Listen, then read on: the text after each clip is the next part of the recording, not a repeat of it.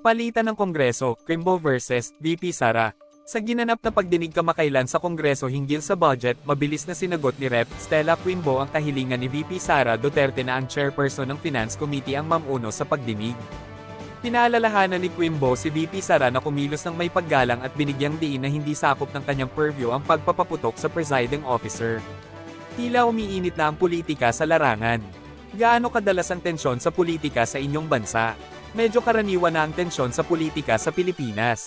Madalas na hindi pagkakaunawaan, ang mga posisyon sa politika ay kadalasang umahantong sa patronage at clientelism na nagreresulta sa madalas na pagtatalo at tensyon.